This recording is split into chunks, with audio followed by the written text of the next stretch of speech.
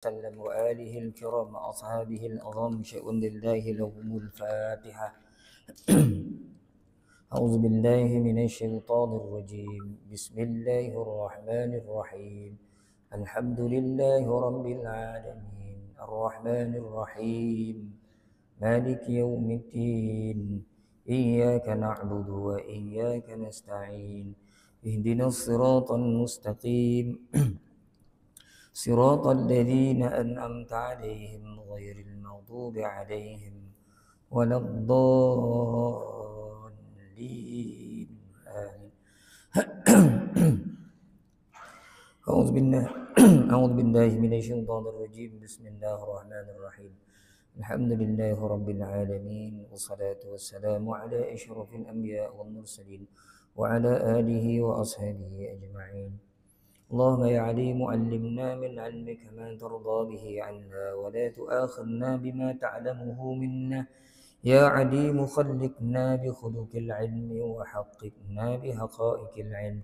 رب اشرح لنا صدورنا ويسر لنا أمورنا واحلل عقدة من ألسنتنا يفقه أقوالنا والحمد لله رب العالمين.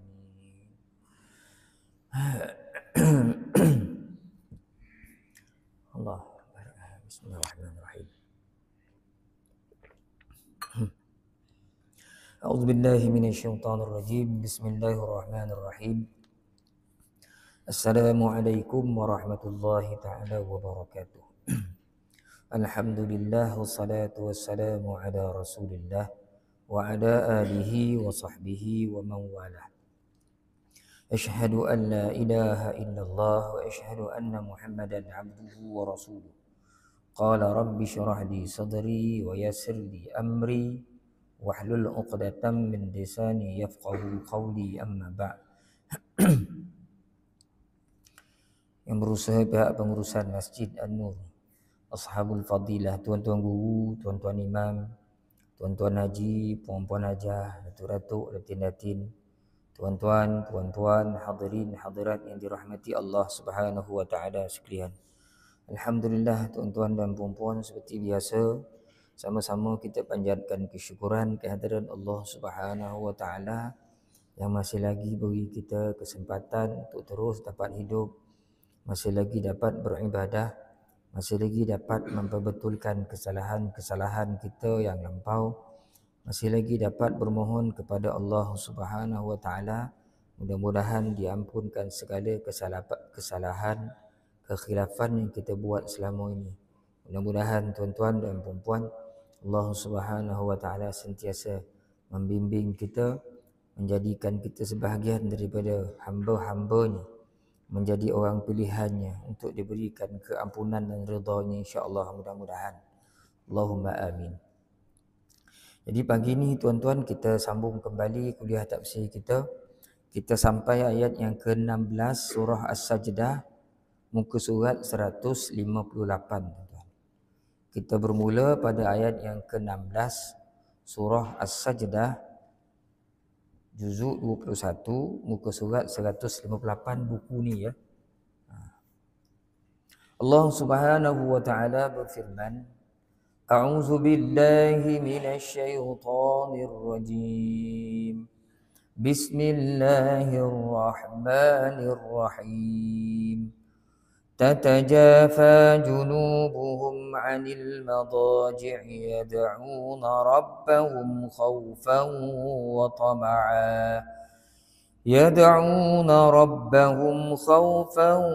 وطمعا ومما رزقناهم ينفقون فلا تعلم نفس ما أخفي لهم من قرة أعين جزاء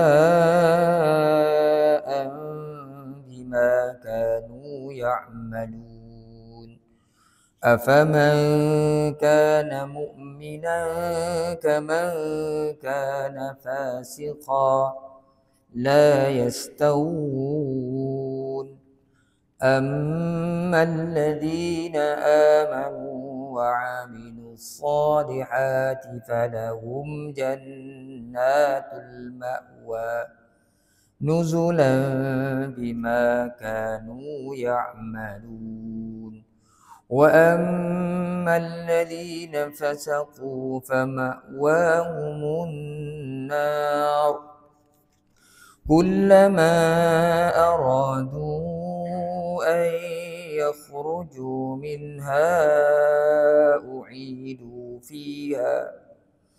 أعيدوا فيها وقيل لهم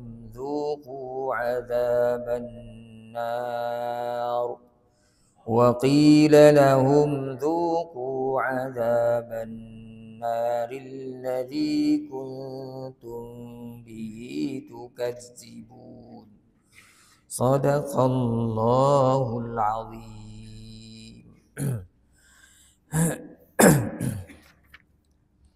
tatajafa junubuhum anil. Mim mati bertemu dengan ain. Ini izhar syafawi dalam bahagian hukum mim mati. Maka bila sebut izhar, bacaannya adalah tanpa dengung, disebut dengan jelas dan nyata bunyi mim itu. Junubuhum an, tidak ada dengung. Atau bagi sesiapa yang tidak berapa nak kona hukum tajwid ni, kita boleh lihat kaedah penulisan Nurul Usmani ni, di mana dia mengajar kita semua mim yang mati, kalau ada tanda mati di atasnya, kita baca tanpa dengung.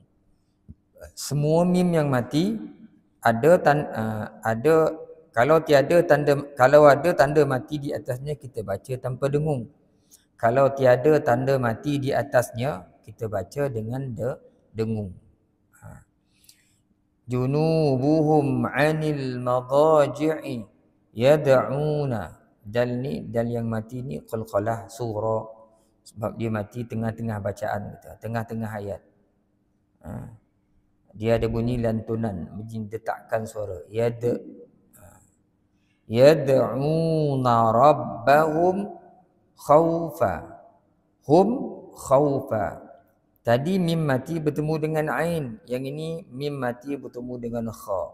Ini pun izhar syafawi, kita baca tanpa dengung dengan jelas dan nyata. Rabbahum khawfan wa tama'an.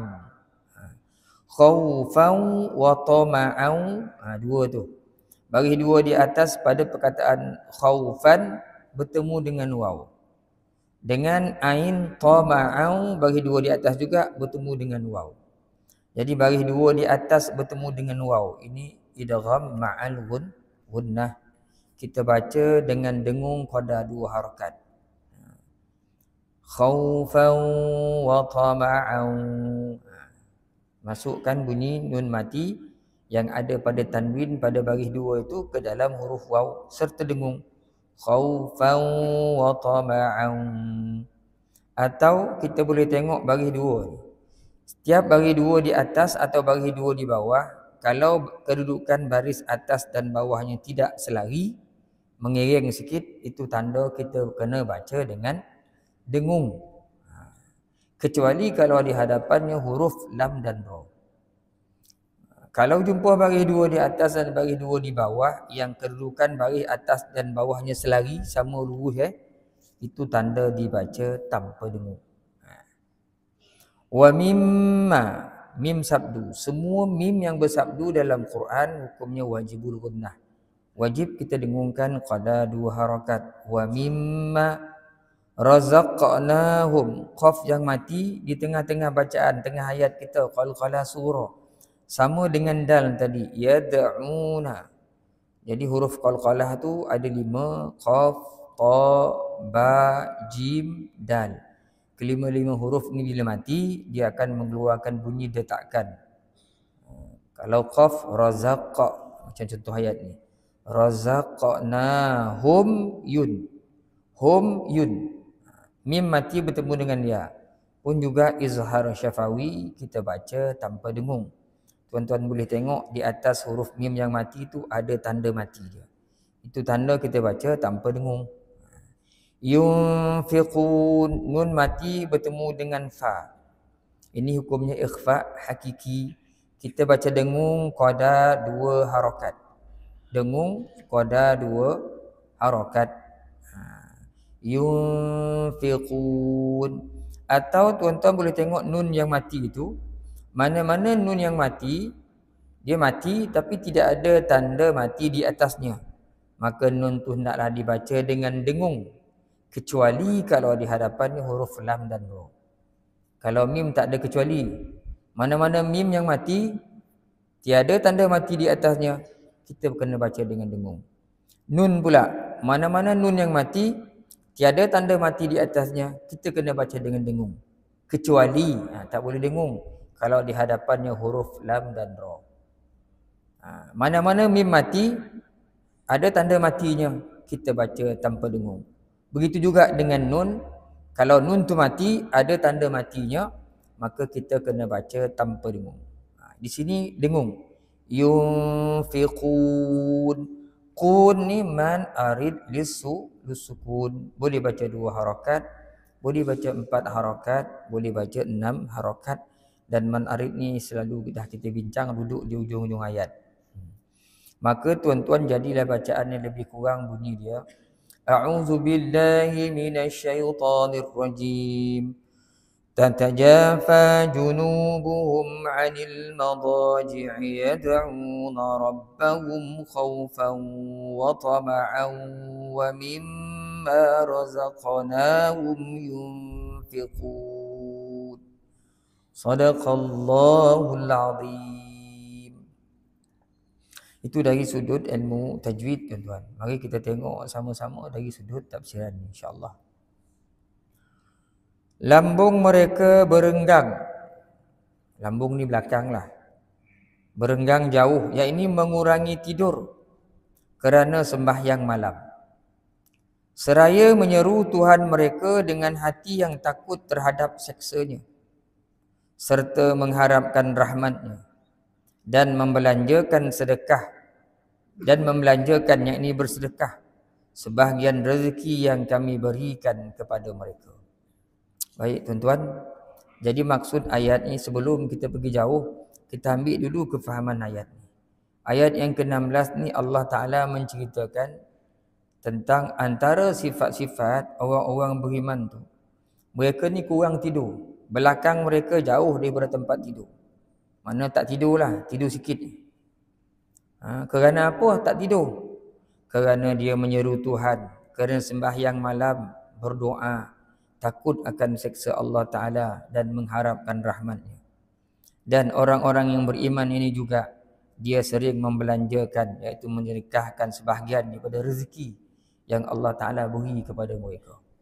Jadi tuan-tuan dan puan-puan, sebelum kita pergi jauh, kita kena faham ayat 16 ni adalah merupakan sambungan daripada ayat yang ke-15, di mana ayat yang ke-15 tu Allah Ta'ala menceritakan tentang ciri-ciri, sifat-sifat orang-orang yang beriman.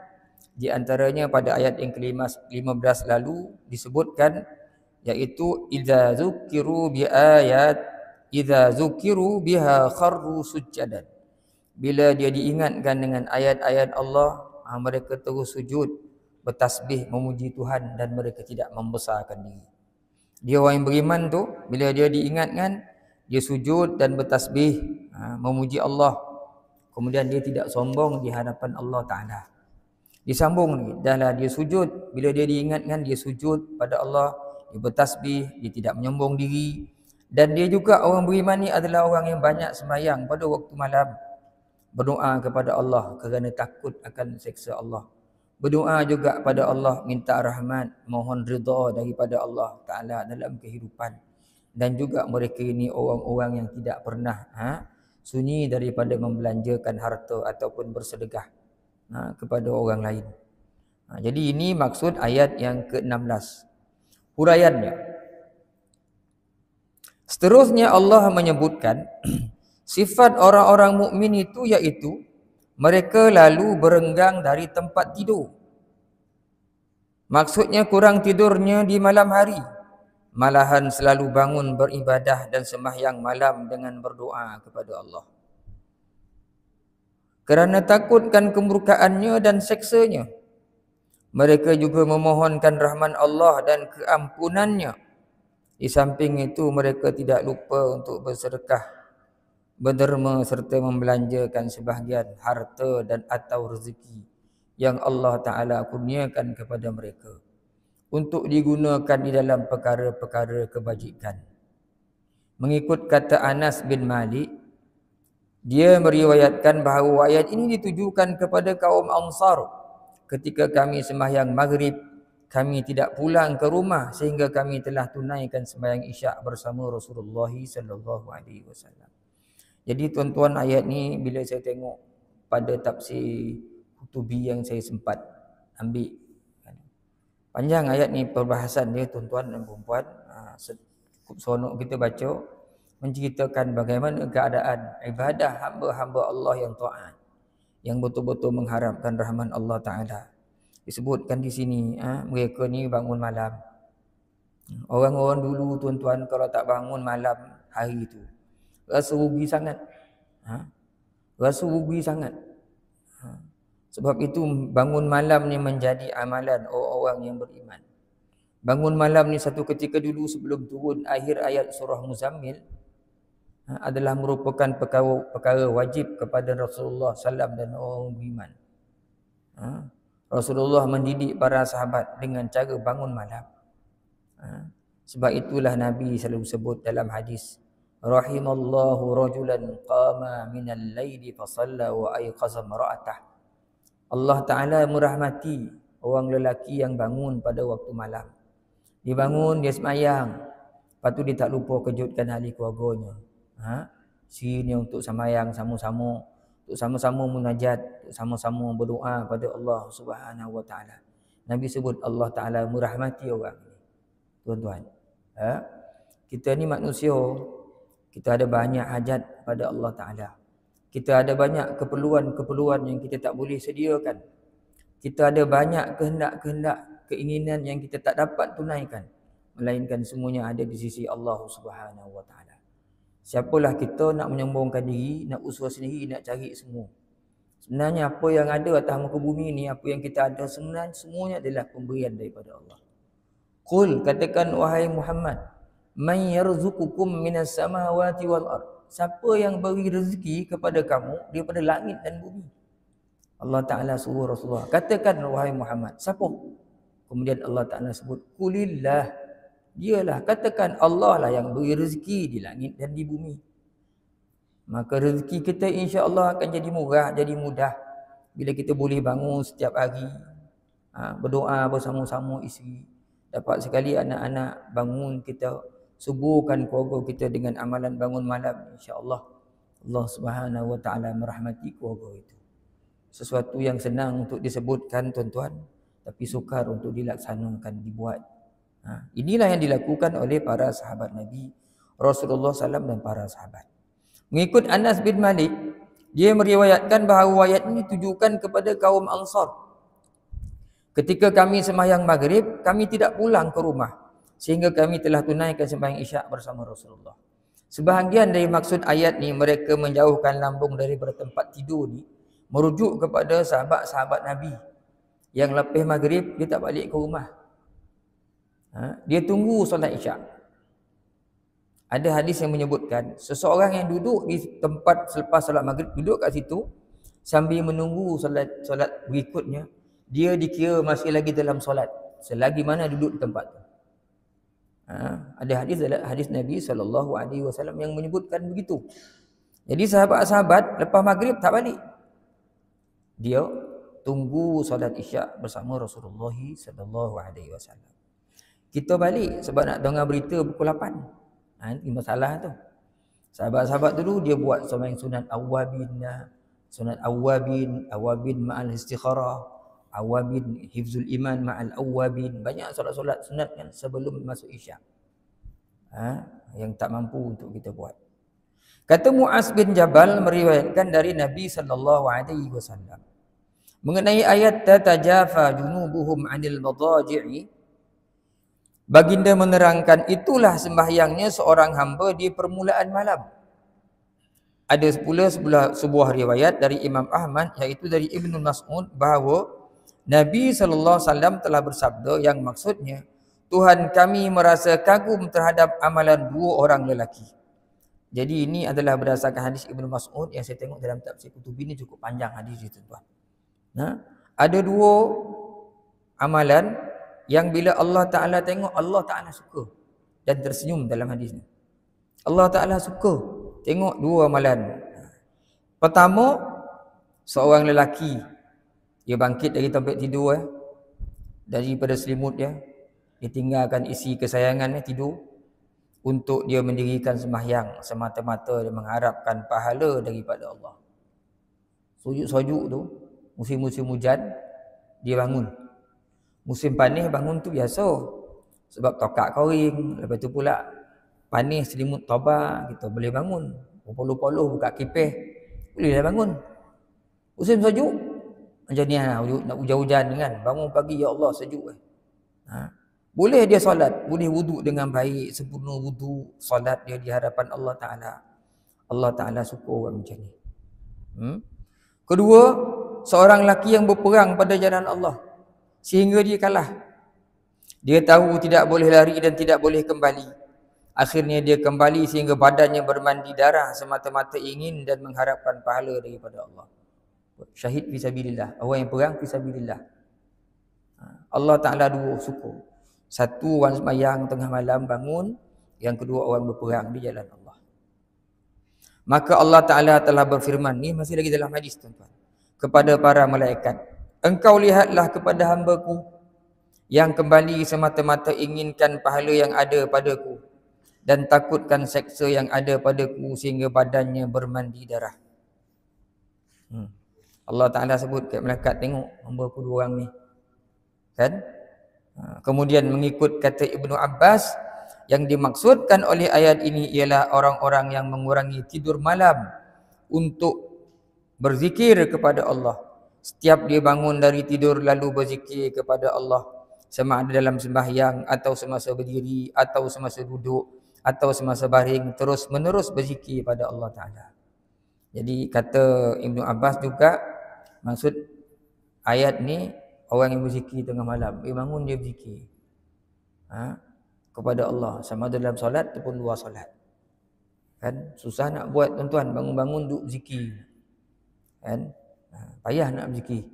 Kita ni nak menyebut Allah tu susah. Dalam keadaan dunia hari ni banyak cabarannya. Ada banyak benda yang kita boleh buat. Banyak benda kita boleh tengok.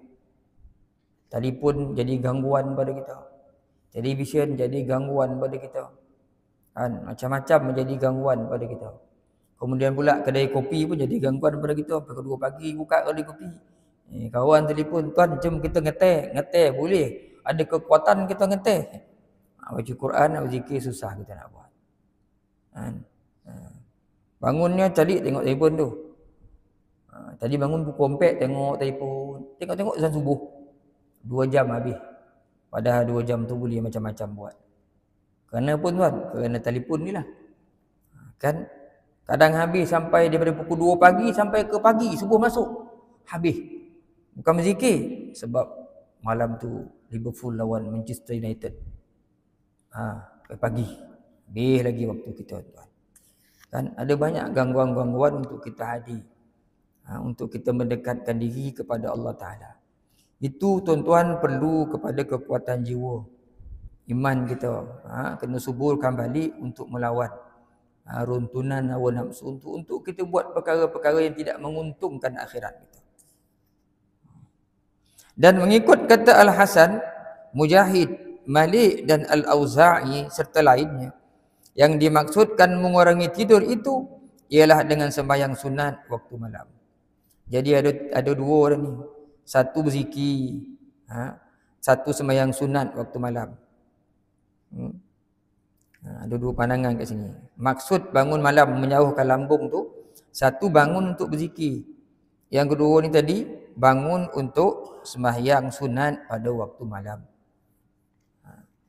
Dari Ibnu Umar katanya, adalah Rasulullah sallallahu alaihi wasallam membaca surah yang ada dalamnya ayat sajadah. Ini ceritalah ayat sejadah Nabi pernah baca ayat ni. Baginda pun sujud dan sujud pula orang ramai. Nabi baca. Bila Nabi sujud, sahabat-sahabat ni dengar sujud, semua sujud. Sehingga ada seseorang dari kami yang tidak mendapat tempat meletakkan dahinya dalam masa bukan waktu sembahyang. Ketika itu bukan waktu solat. Terlampau ramai orang sujud sampai ada seorang tak dapat sujud. Apa habis semua sujud, tak ada tempat nak sujud. Mana nak sujud? Nak ceritakan bagaimana para sahabat dan Nabi SAW meraihkan ayat ini, beramal dengan ayat ini. Kan ayat sejadah, innama yu'minu bi ayatina alladhina idza zukiru biha kharru sujadan wa sabbahu bihamdi rabbihim wa hum la yastakbirun.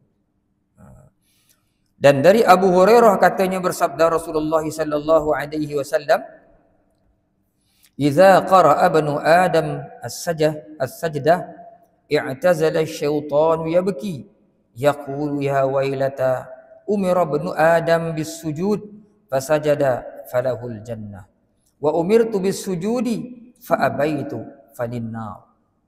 Apabila anak Adam membaca ayat sajadah lalu dia sujud, nescaya syaitan akan mengasingkan diri dengan menangis dan berkata, alangkah malangnya aku. Anak Adam disuruh sujud, dia sujud, maka dapatlah dia syurga. Aku disuruh sujud tetapi aku enggan, maka aku dapat neraka.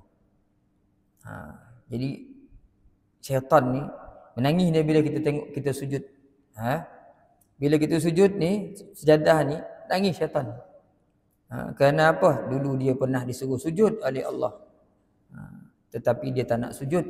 Akhirnya Allah Ta'ala tabak dia, cop dia sebagai orang yang akan menghuni neraka Allah Subhanahu Wa Ta'ala. Iblis dan kunci-kuncinya syaitan-syaitan. Allah Ta'ala laknat. Wa inna alaika la'nati. Sesungguhnya atas engkau laknat aku. Sampailah hari kiamat. Dan dengan demikian orang-orang yang membaca dan mendengar ayat sejadah ini disunatkan kedua-duanya sujud kerana mengikuti perbuatan Nabi sallallahu alaihi wasallam. Jadi orang-orang yang baca ayat sejadah ni dia sunat sujud ikut perbuatan Rasulullah sallallahu alaihi wasallam. Tuan-tuan. Itu yang disebut dalam huraian Al-Ustaz Ahmad Sunaji. Kita tengok sedikit tuan-tuan, saya sempat snap tafsir Qurtubi yang menarik juga perbahasan dia di sini, di mana Imam Al-Qurtubi menyampaikan pendapat Ibnu Abbas dan Ad-Dhahhak yang mengatakan bahawa bangkit dari tidur hanya untuk melakukan solat tu macam mana bentuknya? Jadi maksud bangkit daripada tidur, tatajafa junubuhum, bangkit daripada tidur untuk menunaikan solat. Jadi berkenaan dengan solat yang mengharuskan seseorang untuk mengangkat, membangunkan dirinya di tempat tidur tu ada 4 pendapat yang disebut oleh Al-Imamul Qurtubi di sini. Pertama, maksud bangun untuk solat tu iaitu melaksanakan solat sunat tahajud. Bangun untuk solat sunat tahajud. Dan ini adalah merupakan pendapat jumhurul ulama. Kalau ayat ini diterjemahkan, mereka menjauhkan lambung belakang mereka daripada tempat tidur untuk solat. Jadi kalau untuk solat tu solat apa? Pertama kata ulama, solat tahajud. Dan inilah merupakan pendapat yang dikemukakan oleh jumhur ulama, kebanyakan ulama-ulama tafsir, dan diikuti oleh sebahagian besar daripada orang-orang muslimin. Solat inilah yang banyak mengandungi pujian daripada Allah Subhanahu Wa Taala. Bangun malam tahajud. Antara ulama yang berpendapat solat itu adalah solat tahajud seperti Mujahid, Al-Auza'i, Malik bin Anas, wa Hasan bin Abu Hasan, dan Abu Ali Al-Aliyah, dan ulama-ulama lainnya. Dan ulama-ulama lainnya. Mereka berpandukan kepada hadis apa ya, yang diriwayatkan oleh Sayyidina Muaz bin Jabal, bahawa Nabi SAW pernah berkata, pernah berkata, kata Nabi, mahukah engkau aku tunjukkan pada pintu-pintu kebaikan? Rasulullah tanya sahabat, kau nak tak aku tunjukkan pintu-pintu kebaikan?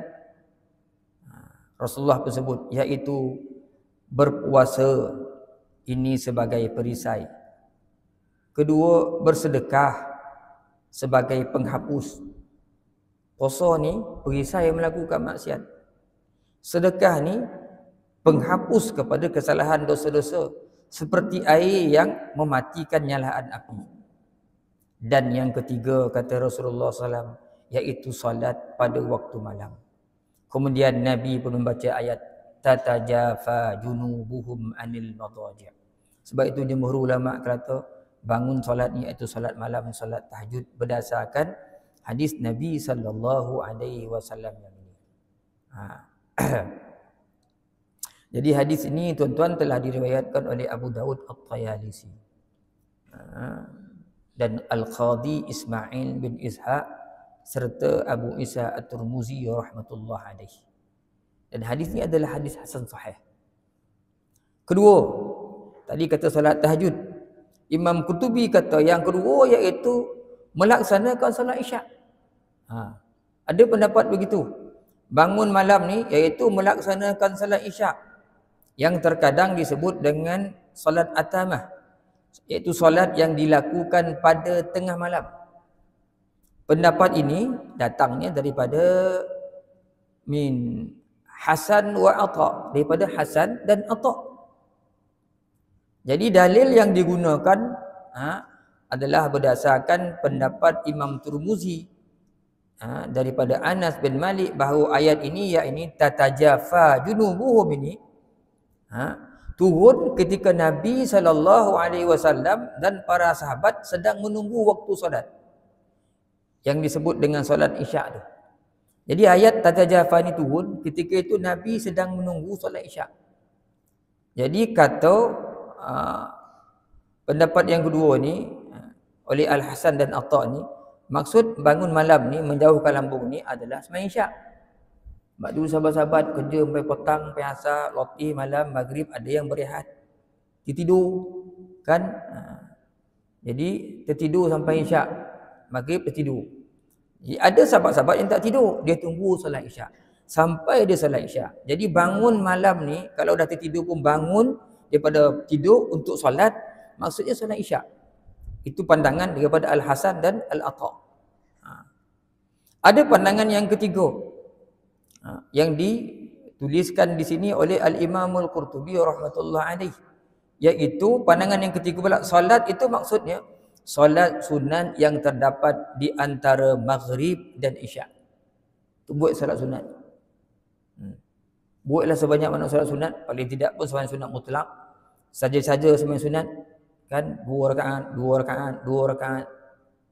Tak ada benda nak buat dua sampai masuk isyak. Tak tahulah berapa ratus solat boleh buat.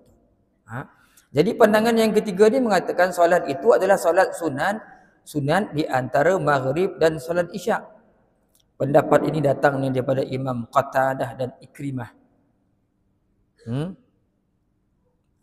Berdalilkan, berhujahkan ayat ini juga daripada apa yang disebutkan oleh Abu Daud dari Anas bin Malik, bahawa firman Allah tatajafa junubuhum anil madaji'i yad'una rabbahum khaufan wa tama'ani adalah diturunkan pada saat kaum muslimin sedang melaksanakan solat sunat di antara maghrib dan isyak.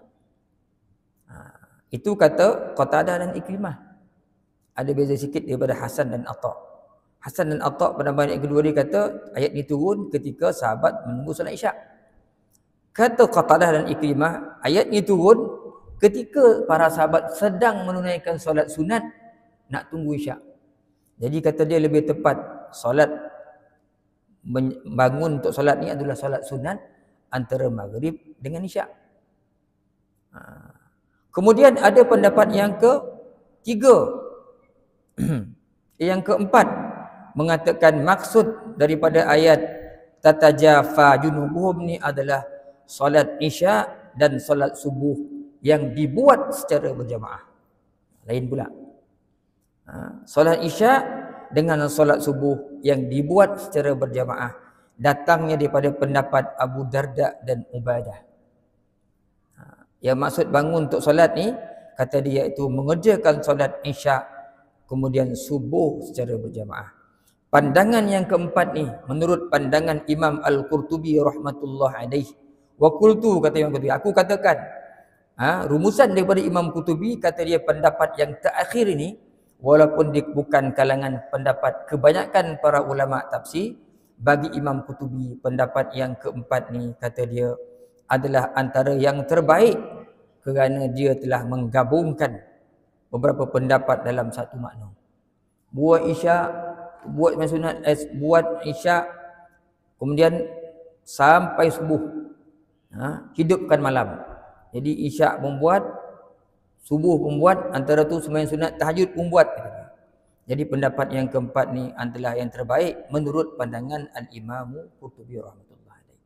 Apa pun tuan-tuan pendapat ulama, kita bangun lepas maghrib, antara maghrib isya itu adalah di antara waktu-waktu yang cukup utama untuk kita melakukan solat-solat sunat. Tapi sekarang kita tak buat solat sunat sebab penuh dengan majlis ilmu. Itu pun baik, zikrullah, majlis mengingati Allah. Sama ada kita solat sunat bila tak ada kuliah, itu baik, atau kita berkuliah, ada guru yang mengajar, duduk sama-sama dalam majlis ilmu, majlis zikrullah, itu pun baik, didoakan oleh para malaikat. Dua-duanya baik. Yang tak baiknya, yang tak apa nak bagusnya, kita duduk kat rumah sambil tengok TV, lepas tu tertidur, isyak tak semayang, yang itu tak baiklah, kan? Jadi hidupkan malam antara maghrib dengan isyak itu dengan kuliah, dengan salat sunat. Kemudian kita raikan pandangan ini, kita bangun pula malam, sebelum subuh masuk, kita dah bangun awal 2-3 jam awal, kita sempat solat sunat tahajud, boleh sembahyang sunat hajat, boleh sembahyang sunat taubat, boleh sembahyang sunat witir dengan 3 rakaat, kita tutup. Kemudian kita sempat lagi baca Quran dalam 50 ayat seperti mana yang dilakukan oleh Rasulullah sallallahu alaihi wasallam. Lepas tu kita pergi solat subuh. Allah, sudah cukup baik dah dalam kehidupan seorang mukmin, tuan-tuan dan puan-puan. Kemudian Imam Qurtubi berkomentar kat sini, kata dia di antara fadilat keutamaan menunggu solat isyak, selepas melaksanakan solat maghrib berjamaah, tunggu isyak sambil duduk dengan ataupun buat perkara-perkara sunat, berzikir.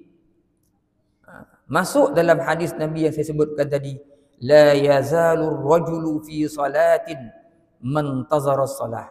Seseorang akan dianggap masih berada dalam satu solat selama dia duduk menunggu datang solat lain. Kita dah sembahyang dah maghrib, tu duduk tunggu baca Quran ke, sembahyang sunat ke, tunggu sembahyang yang akan datang. Orang itu masih dikira berada dalam solat, kata Rasulullah sallallahu alaihi wasallam. Kemudian Sayyidina Anas berpendapat bahawa ayat tatajafa junubuhum ni, pandangan Sayyidina Anas, kata dia maksud ayat ni iaitu melewatkan, mengundurkan pelaksanaan solat isyak. Kita takhirkan solat isyak, lambatkan solat isyak hingga waktu yang terakhir iaitu sepertiga malam, guna untuk kita melaksanakan sunnah Nabi SAW. Kemudian buat pula solat sunat yang lain sampailah subuh masuk. Tak berani kita buat yang tu dah. Tidur nak buat, kemudian nak buat tahajud isyak tarawih. Tarawih isyak masuk dalam subuh sekarang sudah. Sebab itu kata Sayyidina Umar, tak salah saya, aku tengok Abu Bakar tidur lepas isyak, dia tak sembahyang witir. Sayyidina Umar kata, aku tak boleh. Kalau aku tidur sekarang tak bangun dah solat witir. Sebab itu sahabat-sahabat ramai di kalangan mereka, apabila habis isyak, dia terus buat sembahyang witir. Buat sembahyang witir. Itu kata-kata daripada Sayyidina Umar. Kan? Ibnu Atiyah pula berkata, kebiasaan orang-orang jahiliah dulu, dia tidur awal. Maghrib masuk dia tidur. Atau bila-bila masuk dia tidur. Sebab itu bila orang muslimin diperintahkan sembahyang maghrib, dia tercengang-cengang, boleh kau. Tadi dah kerja petang-petang tadi, kemudian nak bangun pula. Kan? Mayang maghrib semua orang tidur. Itu juga bila orang muslim bangun sebelum subuh, itu pun lagi susah nak bangun tu. Tetapi orang yang beriman sebenarnya tidak ada masalah. Boleh saja mereka solat, bangun. Tak ada masalah, tuan-tuan.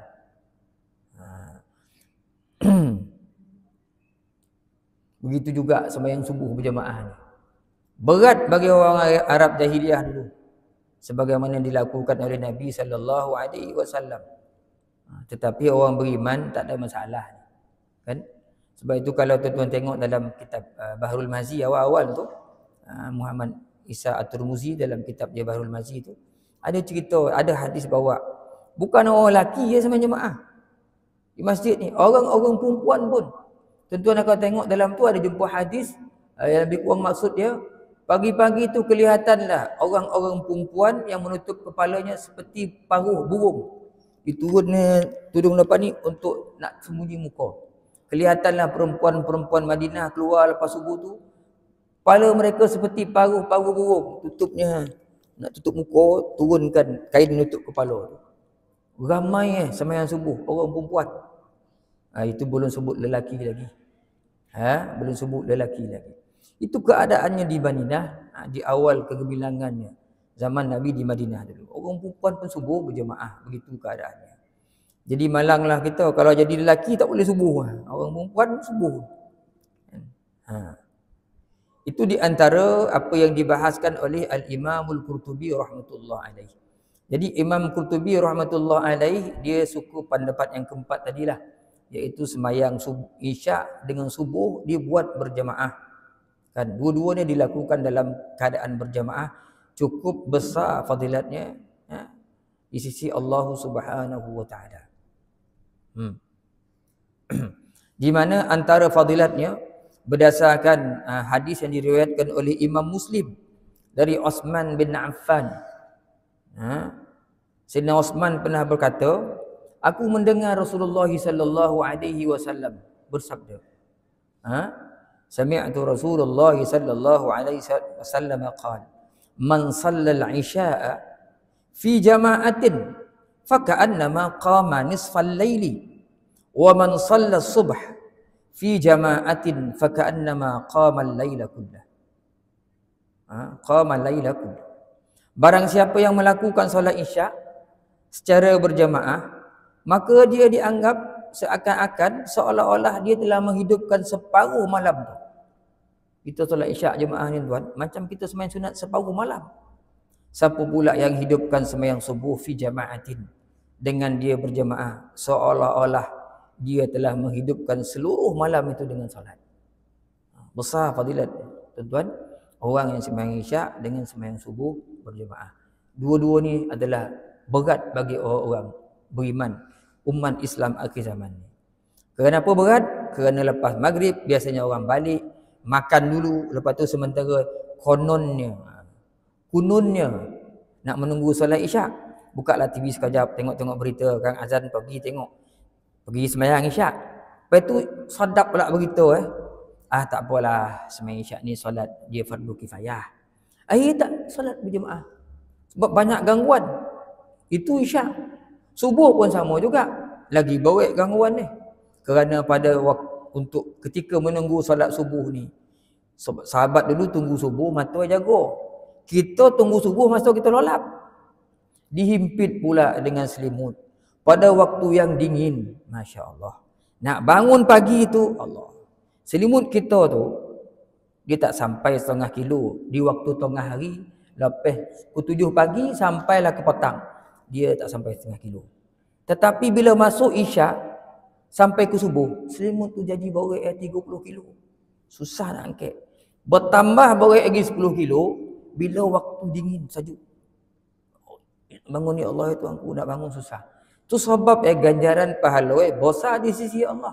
Sebab apa? Nak buat susah. Orang tak boleh nak buat. Orang tak boleh nak buat. Dan dalam hadis yang lain Nabi menceritakan tentang kelebihan, keutamaan bangun malam solat Isyak dengan subuh ni. Nabi sebut man syahidal isya fi jama'atin kana lahu qiyamun nisfu lailatin wa man shallal isya wal fajri fi jama'atin kana lahu qiyam lailah. Hadis yang lain sikit. Siapa yang main Isyak berjemaah seolah-olahnya dia telah hidupkan separuh malam. Siapa solat Isyak dengan subuh berjemaah, seolah-olahnya dia telah hidupkan seluruh malam itu, tuan-tuan dan puan. Jadi dalam ayat Tatajafa ni panjang sungguh perbahasan oleh Imam Qurtubi. Dia nak cerita tentang solat ni, tuan-tuan dan puan, untuk memotivasi kita supaya kita jadi sebahagian daripada orang yang rajin untuk bangun malam solat pada Allah Subhanahu Wa Taala, berdoa banyak-banyak, tuan-tuan. Selain itu, kata Al-Imamul Qurtubi rahmatullah alaih, fadilah disebutkan di sini antaranya fadilat orang-orang yang melakukan solat sunat 4 rakaat selepas Isyak. Sunat 4 rakaat lepas Isyak tu, seperti mana hadis yang diriwayatkan oleh Ka'ab yang menyebutkan bahawasanya orang yang solat lepas Isyak di sembahyang sunat 4 rakaat seolah-olahnya pahala seperti pahala orang yang mendapat malam Lailatul Qadar. Pahalanya seperti orang mendapat malam Lailatul Qadar. Di lepas Isyak tu buat 4 rakaat sunat, buat 2 pun tak apa, tapi Nabi kata buat 4, buatlah 4. Kemudian tutup dengan witir kalau kita tak ada kekuatan.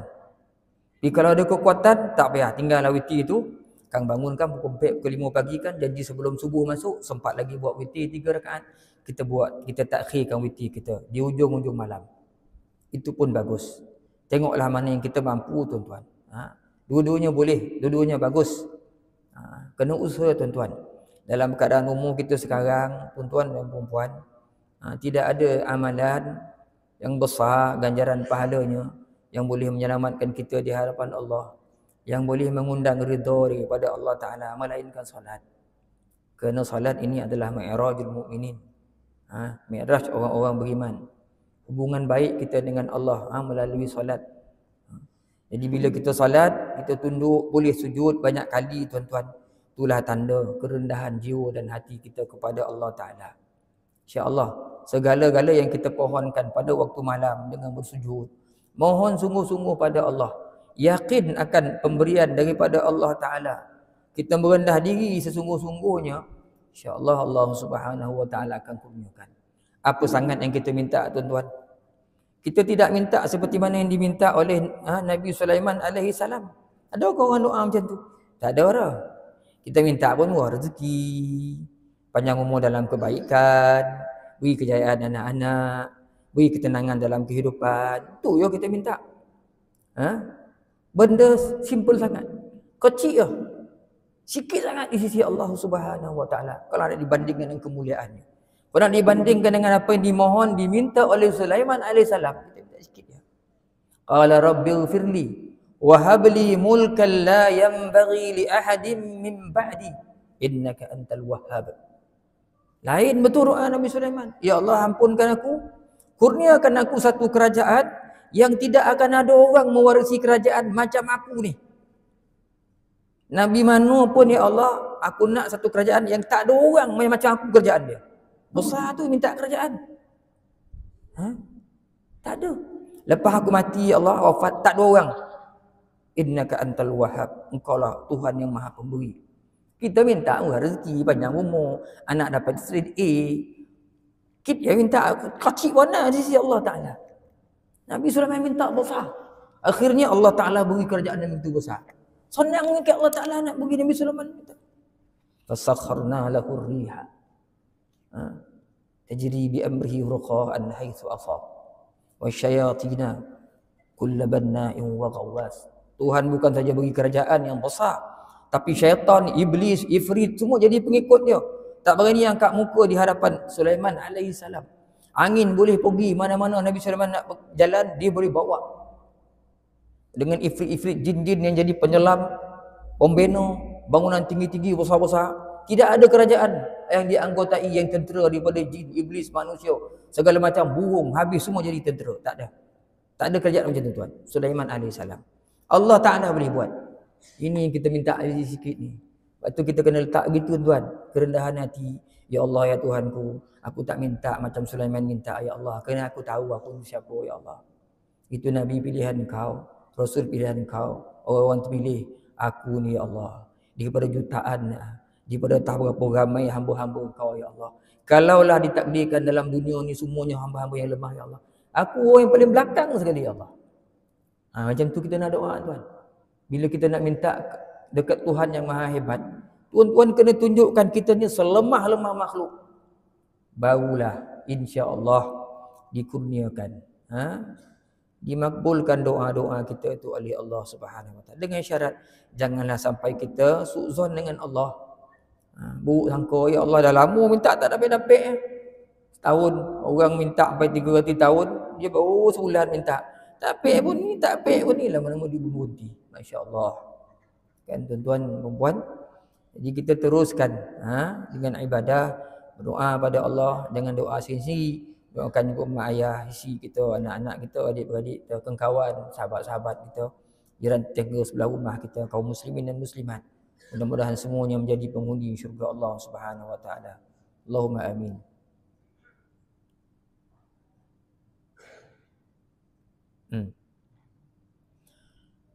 Seingat tuan-tuan cukuplah sekadar tu untuk pagi ni, latih lah. Jadi ada banyak hadis di sini.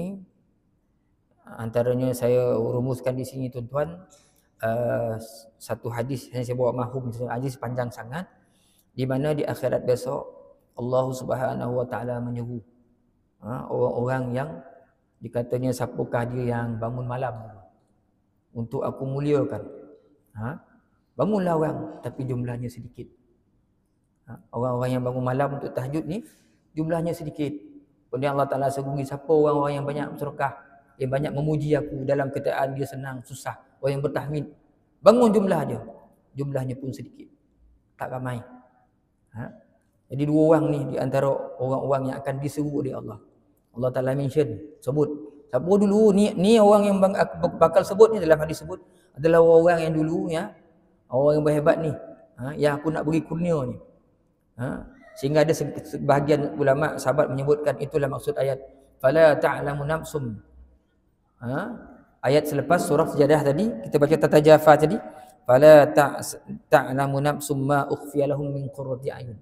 Orang tak tahu, orang yang beribadah malam ni dia tak tahu apa yang Tuhan sediakan untuk dia. Tak tahu. Hatta malaikat, nabi-nabi pun tak tahu apa sebenar maksud ayat ni, kata setengah ulama.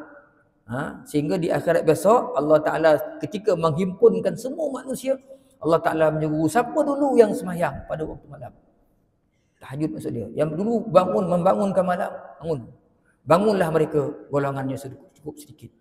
Kemudian Allah Ta'ala suruh siapa lagi dulu yang dia orang yang rajin bertahmid memuji aku dalam keadaan dia senang, dalam keadaan dia susah, Allah Ta'ala bangkitkan dia. Orang ini disediakan oleh Allah Ta'ala sesuatu yang ma la ainun ra'at wala uzunun sami'at wala khatara ala qalbil bashar. Tak pernah sesuatu yang Allah Ta'ala sediakan yang tak pernah dilihat oleh mata, tak pernah didengar oleh telinga, tak pernah terdetik dalam hati. Besarnya pemberian itu. Sehingga dalam hadis disebutkan para nabi, malaikat pun tak tahu apa sebenarnya yang Allah Ta'ala nak sediakan untuk orang. Besar ganjaran ini tuan, orang yang bangun malam. Cukup besar ganjaran ini disediakan oleh Allah Ta'ala kepada orang-orang yang boleh bangun pada waktu malam. Jadi kita kena bangun tuan-tuan, usahakanlah juga untuk bangun malam ini, supaya kita di kalangan orang-orang yang diseru oleh Allah Subhanahu Wa Taala di akhirat nanti. Saya ingat tuan-tuan cukuplah sekadar tu. Aku nak tengok ni sesi ni banyak betul ni, panjang sungguh. Mungkin kita boleh sambung lagi minggu depan. Saya nak tinggalkan hadis-hadis ni banyak tuan-tuan yang menarik tentang hadis-hadis tentang bangun malam yang bila kita baca tuan-tuan dan puan-puan menjadi semangat, motivasi untuk kita terus beramal ibadah. Tuan-tuan, cukup sekadar tu untuk pagi ni. Mudah-mudahan apa yang kita laksanakan, yang kita buat pada pagi ini mengundang ridha daripada Allah Subhanahu Wa Taala. Mudah-mudahan apa yang kita buat pada hari ini dengan asbab kita masuk ke majlis ilmu ni, Allah Taala mengampunkan dosa kita, dosa isteri kita, dosa anak-anak kita, adik-beradik kita, dosa kedua mertua kita, dosa jiran tetangga sebelah rumah, dosa sahabat kita, guru-guru yang kita kasihi, dosa kaum muslimin dan muslimat umumnya. Mudah-mudahan kita semua dimasukkan oleh Allah Ta'ala dalam syurganya. Boleh saja kalau Allah Ta'ala nak masukkan semua orang dalam syurga, sedikit pun bukan menjadi kesusahan bagi Allah. Dan boleh saja Allah Ta'ala sumbatkan semua manusia dalam neraka kalau dia berkehendak. Na'udzubillahi min zalik. Mudah-mudahan Allah, ya Tuhan kami, masukkanlah kami dalam syurga-Mu dengan ridha-Mu. Allahumma amin. Aqulu qawli hadza, astaghfirullah li wa lakum. Assalamualaikum warahmatullahi taala wabarakatuh. Kita berhenti kat sini, tuan-tuan. Ada soalan, tuan-tuan? Aku dapat jawab, saya jawab. Aku tak dapat jawab, saya hutang dulu. Sebab ilmu ni bukan kita punya kan. Kalau ada lah. Biasa tak ada. Bismillahirrahmanirrahim.